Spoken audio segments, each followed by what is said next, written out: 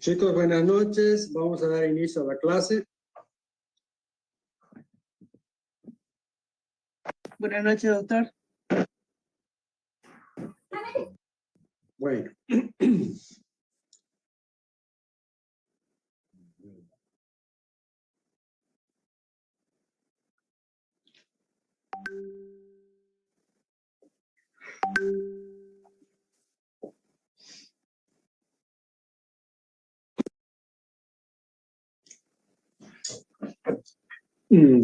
Antes de empezar con la clase, quiero comentarles, chicos, que aparentemente desde la próxima semana vamos a empezar con las clases presenciales en teoría.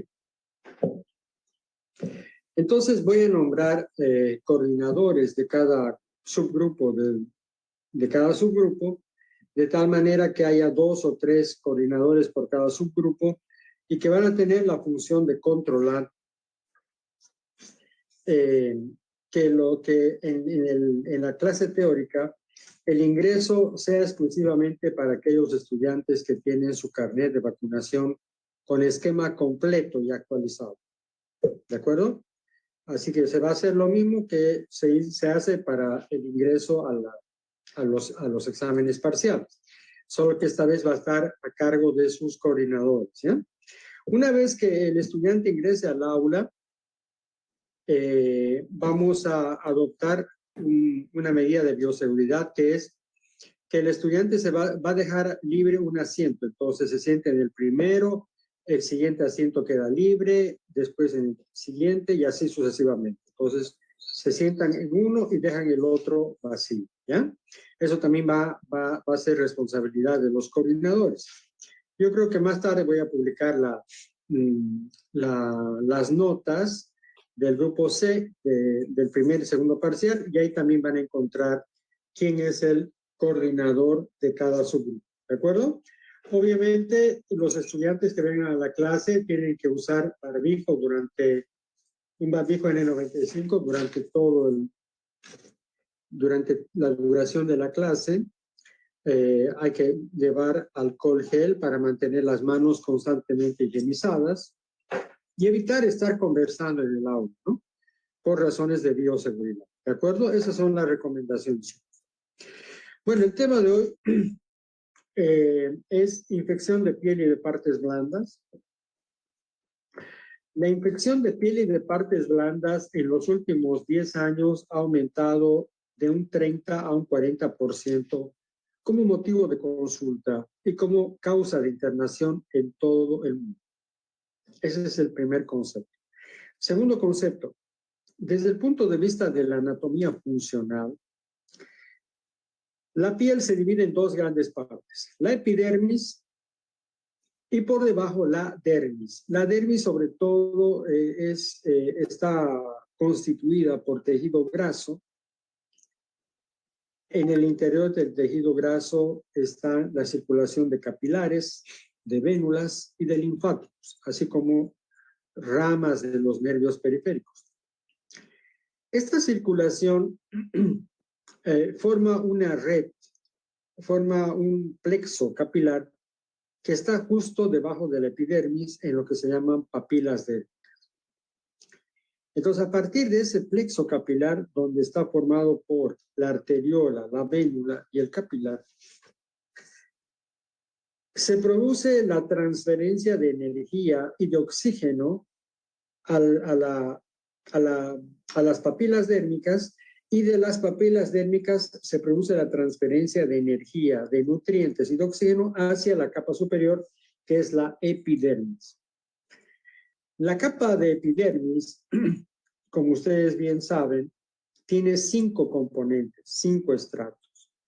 El estrato superficial se llama estrato córneo y el estrato más profundo se llama estrato germinativo. Entonces, esa es la composición de la epidermis y la dermis. Por debajo de la dermis está otro tejido que se llama fascia. La fascia separa la dermis del tejido muscular. Entonces, Cuando hablamos de infecciones de piel y de partes blandas, hablamos de infecciones de la epidermis y de la dermis como ejemplos de infecciones de la piel y infecciones de la fascia y del tejido muscular como ejemplo de infecciones de las partes blandas. ¿De acuerdo?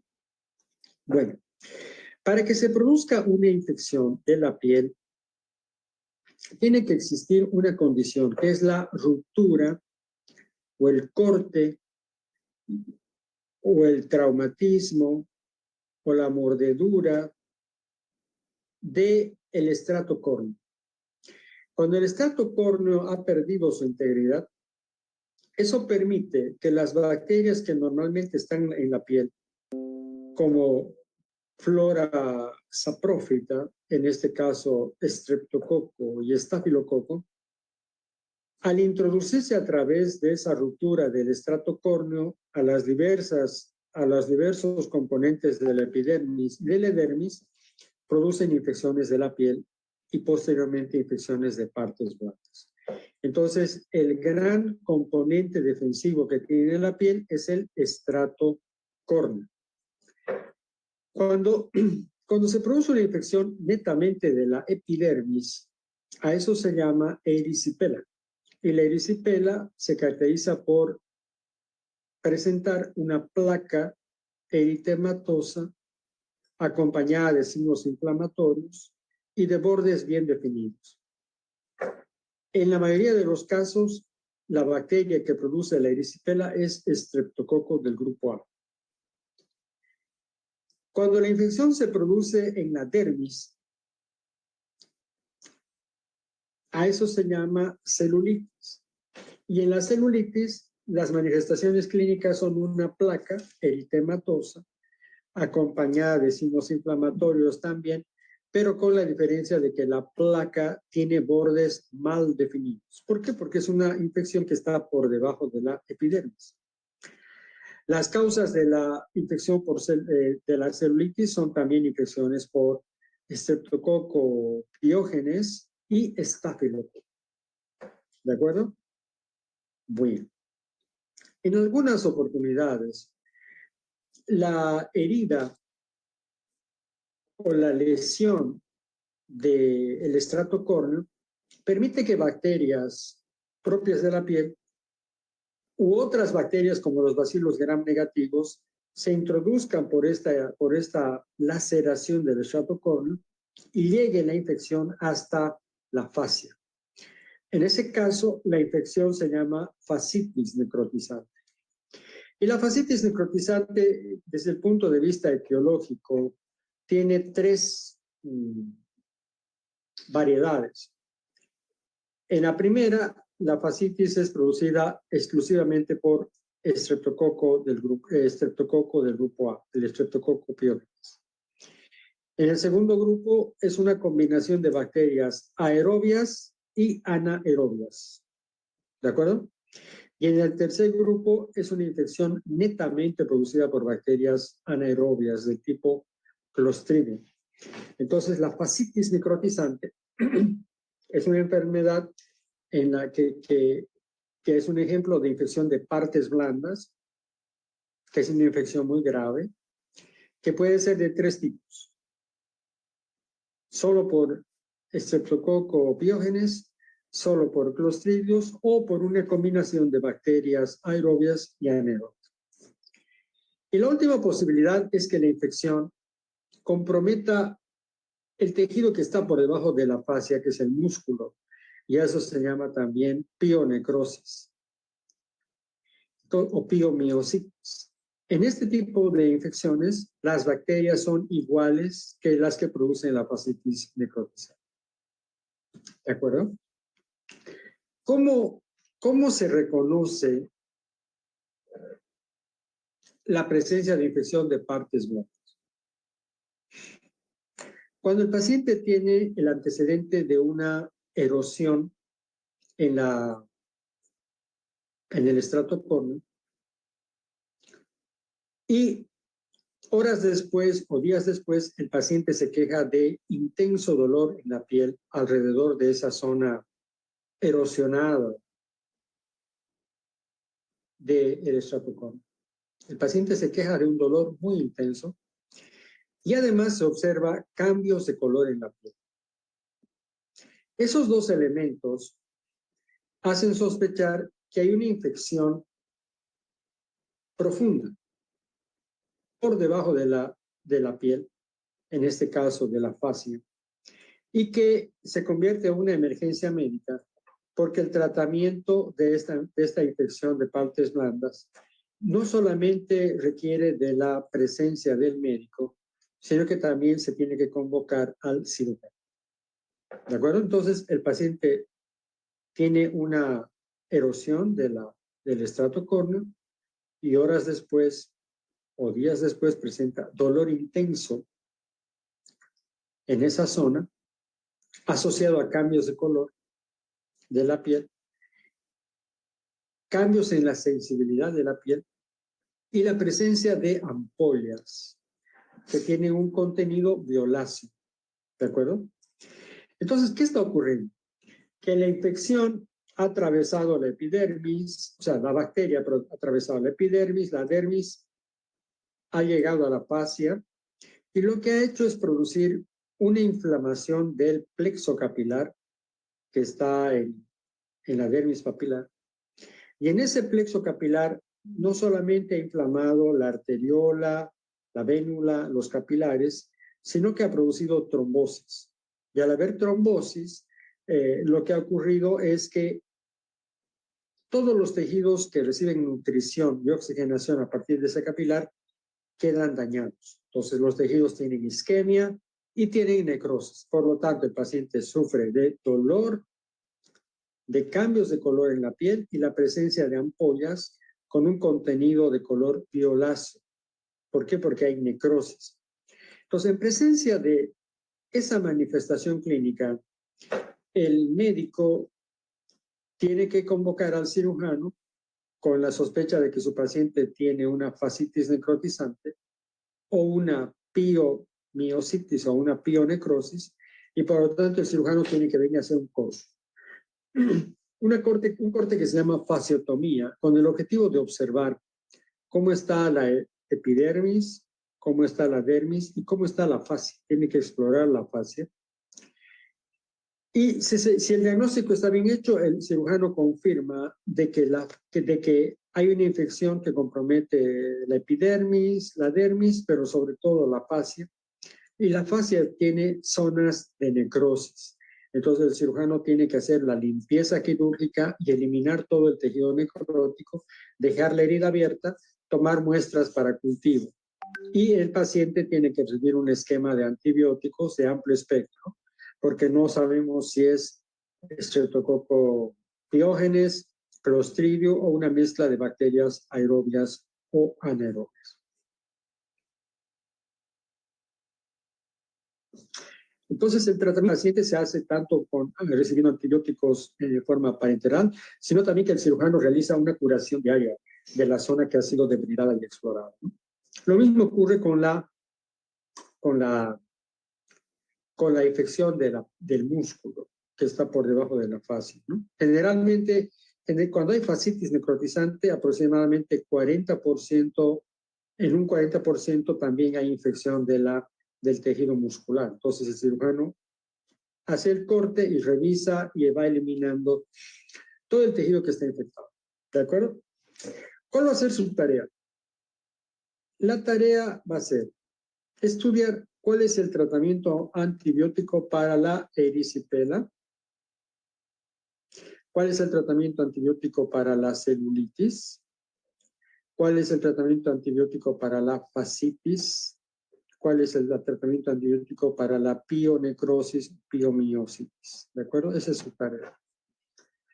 ¿Qué otros elementos más es importante recordar? Que, por ejemplo,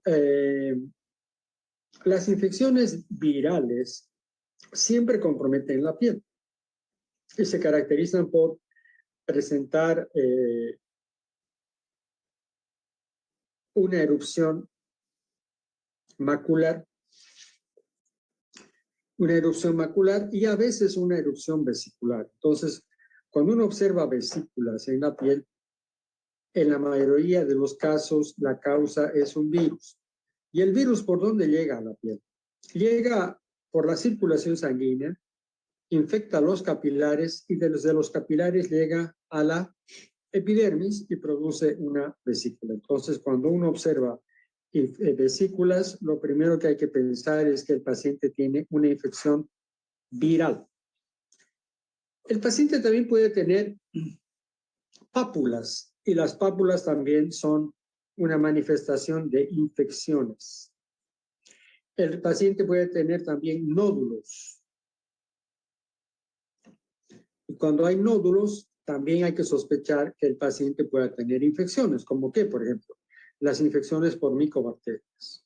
¿De acuerdo? Las micobacterias que son no tuberculosas, Mycobacteria ulcerans, Chelonae, Marinum, etc.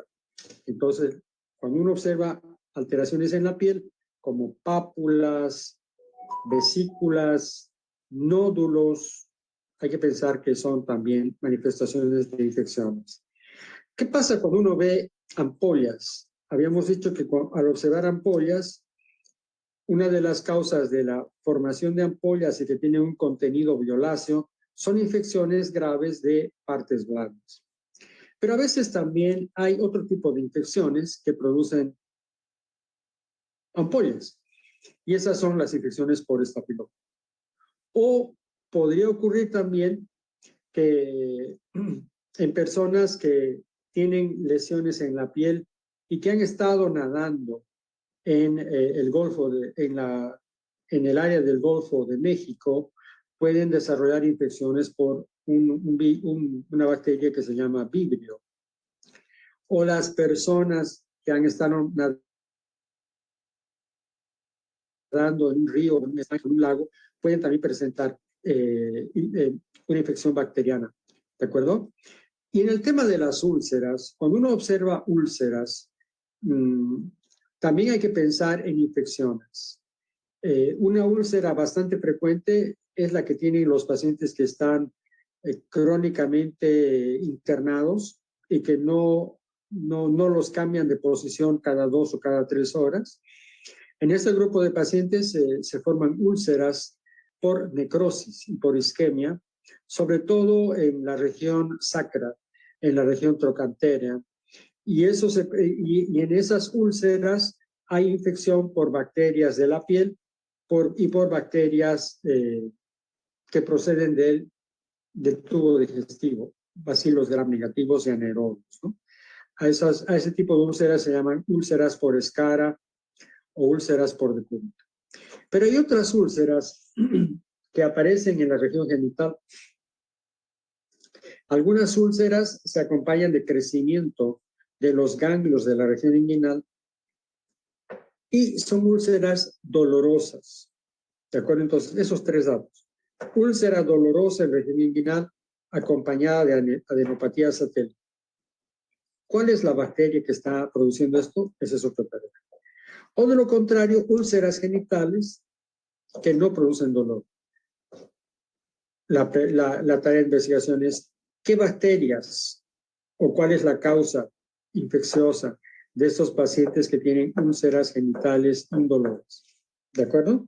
Entonces, en eso consiste su tarea, chicos, de investigación para que estudien cuáles son los tratamientos de las principales infecciones de la piel y de las principales infecciones de partes blandas, así como los otros ejemplos que les he dado sobre vesículas, sobre pápulas, sobre nódulos, sobre ampollas y sobre úlceras. ¿De acuerdo? Entonces, yo creo que esta noche o mañana voy a publicar en cada subgrupo las notas del segundo parcial y ahí también van a encontrar quiénes son los coordinadores.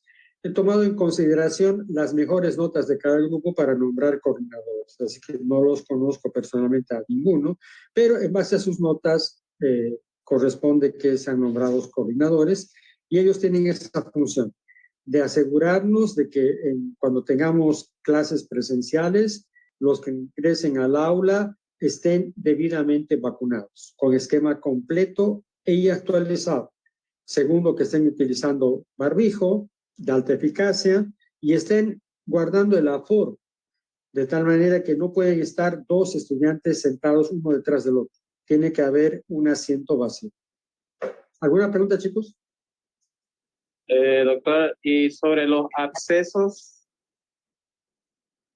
Los abscesos generalmente son complicaciones de una erisipela, de una foliculitis o de una celulitis que se complica con un absceso. ¿Cuál es el tratamiento? El tratamiento siempre es el drenaje, ¿de acuerdo?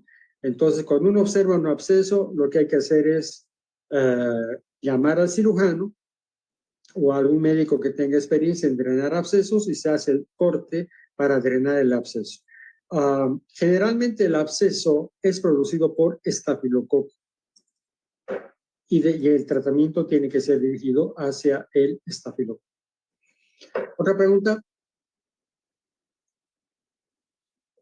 Doctor, disculpe, se me pasó de largo cuando nombró que en la red del plexo capilar, donde están todas las arteriolas y vénulas, donde hay la transferencia de nutrientes, energía y oxígeno en la epidermis, gracias a que había una palabra clave que no logré entender.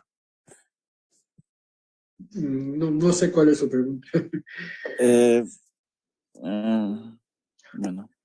Bueno, en esa zona se produce la nutrición, se produce la oxigenación de la epidermis.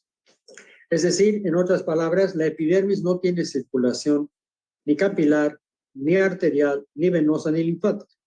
Toda esa circulación está por debajo de la epidermis, está en la dermis, en una zona que se llama dermis papilar o papilas dermis. Eso, gracias, doctor. Listo. ¿Otra pregunta, chicos? Doctor, disculpe.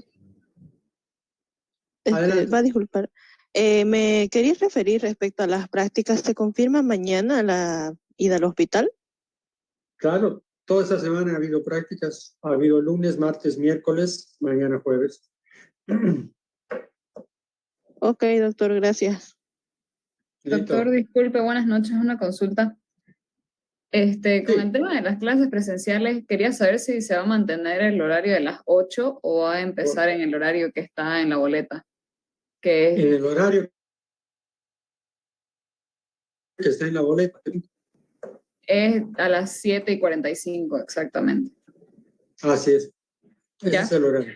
¿Ya? Ok, doctor. Y otra consulta, disculpe que lo moleste.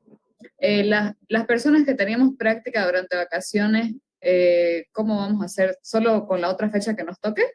Claro. Okay. Porque eso está programado hasta fin de año.